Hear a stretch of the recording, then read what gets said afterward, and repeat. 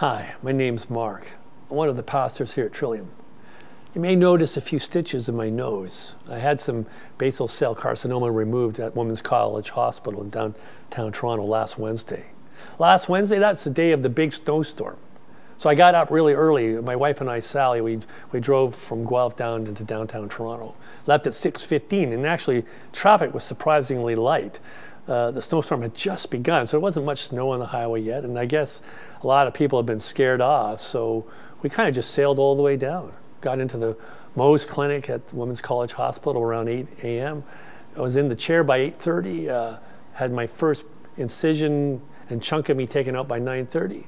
Unfortunately for me, it came back positive, so I had to go through round 2, and that was all tidied up by 1 p.m. I got the thumbs up, stitched up, down in the hot lobby of the hospital having lunch, coming out from the underground parking at about 2 p.m. I'm thinking to myself, wow, we got a decent time to make it out of town, but unfortunately when we came out onto Elm Street, it was just covered in snow. The blizzard was in full force. There was just snow everywhere. You couldn't see any black pavement.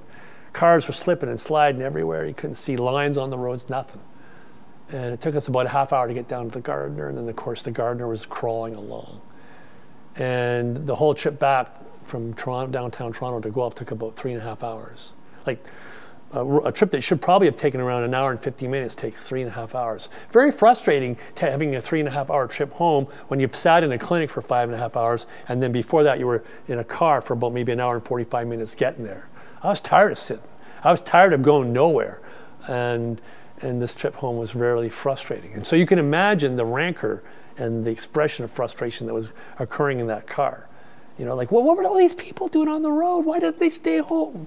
Why didn't they stay home? I had to come in because I had skin cancer. I had to have it removed. But what were they doing on the road?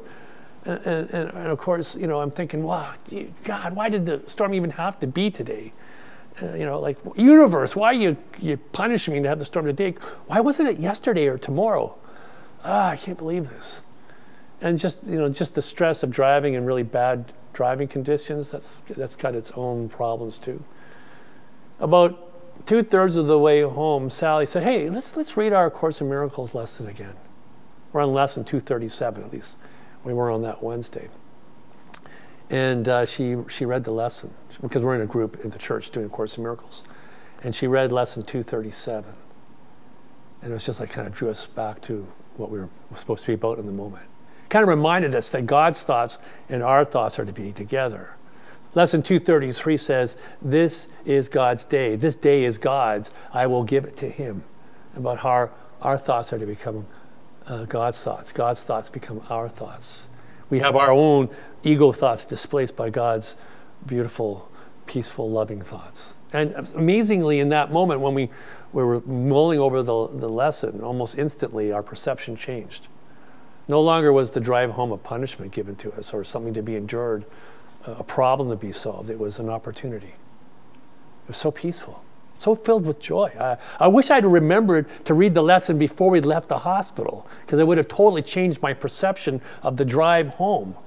And that just reminded me again how powerful and important perception is to us. Like how we frame things is really almost determinative of what we're going to experience in life. You know, we frame something as a problem to be resolved or something to be endured. That's how we're going to experience it. If we frame a situation as an opportunity or even a blessing, it totally changes our experience of it. You know, we believe at Trillium that, you know, our relation with God is number one. It's not because God's some great egomaniac. It's because in our relationship with God, we are given as a blessing right perception. And in the midst of right perception, we see life as it really is. And in the framing of that life as it really is, we can love one another and be at peace even in hard places.